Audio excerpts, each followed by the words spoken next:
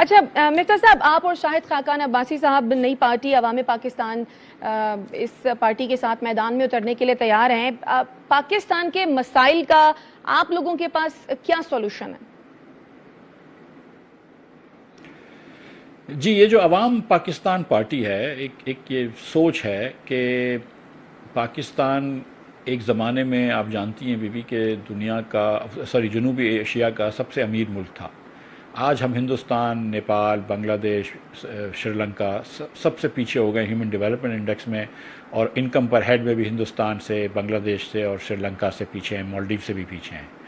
تو ہم کو دیکھنا ہوگا کہ پچھلے 20-30 سال میں ہم نے ایسا کیا ہے کہ جس کی وجہ سے ہم جو ہے وہ پستگی کی طرف جا رہے ہیں. اور ہمارے خیال میں پاکستان کے اندر ایک جو چیز سب سے بری ہے وہ یہ ہے کہ ہمارا نظام حکمرانی بہت ہی فرسودہ ہے، اور ہمارے نظام حکمرانی میں ہم مڈل کلاس لوگوں کو، ینگ لوگوں کو، خواتین کو، غریب لوگوں کو آگے بڑھنے کا موقع نہیں دیتے. ہمارے ہاں جو پالیسیز بنتی ہیں اس سے ہمارے ایلیٹس اور ان کے بچے تو آگے آ جاتے ہیں، ان کو تو بڑی اچھی تعلیم مل جاتی ہے، صحت بھی اچھی مل جاتی ہے، لیکن جو کروڑوں غریب پاکستان میں ہیں، کروڑوں مڈل کلاس پاکستان میں، ان کو آگے نہیں بڑھنے دیتے. ہماری سوچ یہ ہے کہ ایک مرتبہ ملک امیر ہو جائے گا تو ہم غریب لوگوں کو امیر کر دیں گے. ایسا نہیں ہوتا ہے. جب تک کہ غریب لوگ امیر نہیں ہوں گے، جب تک کہ عام پاکستانی امیر نہیں ہوگا، جب تک کہ عام پاکستانی پڑھا لکھا نہیں ہوگا، ملک امیر نہیں ہوگا. تو ہماری سوچ یہ ہے کہ ہم ہر پاکستانی کو، چاہے وہ مرد ہو، عورت ہو، مسلمان ہو، غیر مسلم ہو، کوئی بھی زبان بولتا ہو، کہیں پر بھی رہتا ہو، ہر پاکستانی کا ہاتھ پکڑ کے حکومت آگے لانے کی اس کو مدد کرے گی، نہ کہ اس کے راستے میں رکاوٹ ڈالے گی. اور جب پاکستانی آگے آئیں گے، ان کو مواقع ملیں گے، پاکستانی آگے آئیں گے تو انشاءاللہ تعالی آپ نوجوان کی مایوسی ختم کر سکیں گے، کیونکہ آج کا نوجوان بہت ڈس اپوائنٹ ہے. پاکستان سے جو اس وقت مائیگریشن ہو رہا ہے وہ ہائیسٹ لیول کا ہو رہا ہے، اور ظاہر ہے کہ ہے. آج بھی ہم نے ایک چھوٹا سا اشتہار ریلیز کیا ہے جس کے اندر ہم نے نوجوانوں کی مایوسی کو ہی بات کی ہے. تو یہ بات آپ کی درست ہے کہ آج کا نوجوان مایوس ہے، بیکاز دیکھیں ایک نوجوان ہے، اس نے جو بھی آپ نے اسکول اس کو رکھی تھی، حکومت کی اسکول یا پرائیویٹ اسکول جو تھی، جو اس کے والدین افورڈ کر سکتے تھے وہ اسکول گیا، اس نے میٹرک پاس کیا، انٹر پاس کیا، بی اے کر لیا.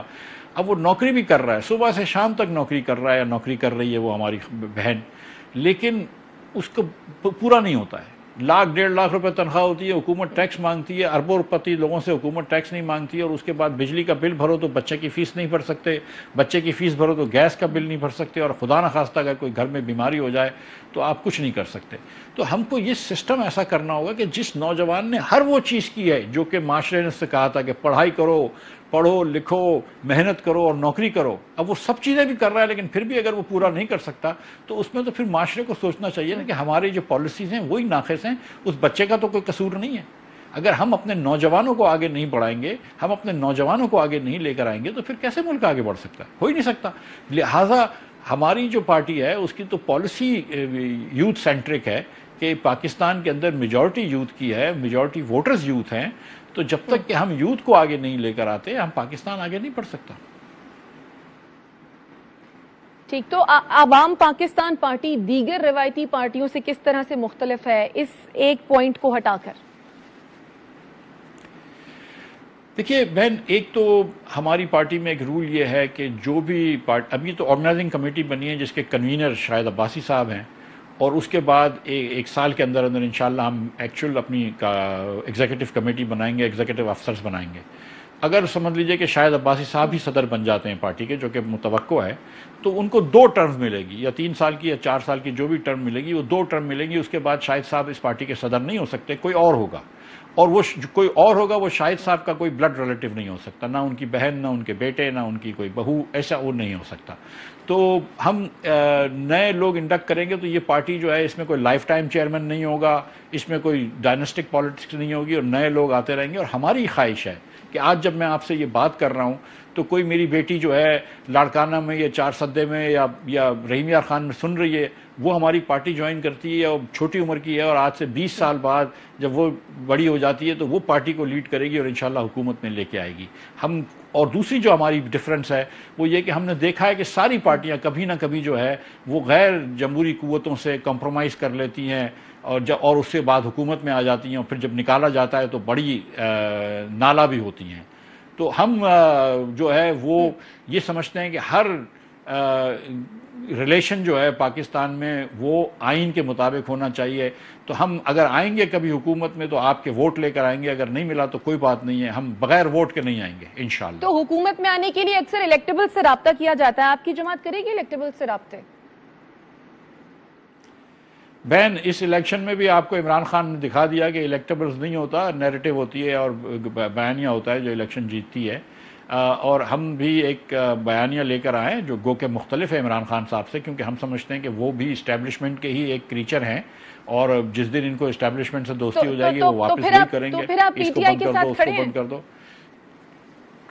نہیں, ہم دیکھیں نا, ہم تو یہ سمجھتے ہیں کہ پی ٹی آئی بھی اسٹیبلشمنٹ کی ایک جماعت تھی نا. 18 کے اندر آر ٹی ایس بند ہوا, اس بار فارم 47 فارم 45 ہوا. بات تو وہی ہے, اس بار بہت زیادہ ہوا ہے پچھلی مرتبہ سے, لیکن بات تو وہی ہے نا. عمران خان صاحب بھی جو تھے وہ بھی کہتے تھے کہ آرمی چیف قوم کا باپ ہوتا ہے, اس کے بعد اسی کو میر جعفر بھی کہنے لگے کہ بھئی میرے ساتھ ہو تو بڑی اچھی بات ہے, مجھ سے دور ہو تو پھر جانور ہو. تو یہ اس قسم کی پالیٹکس نہیں ہونی چاہیے. آپ کو پالیٹکس اصولوں کے بنیاد پہ کرنی چاہیے, پاور کی بنیاد پہ نہیں کرنی چاہیے.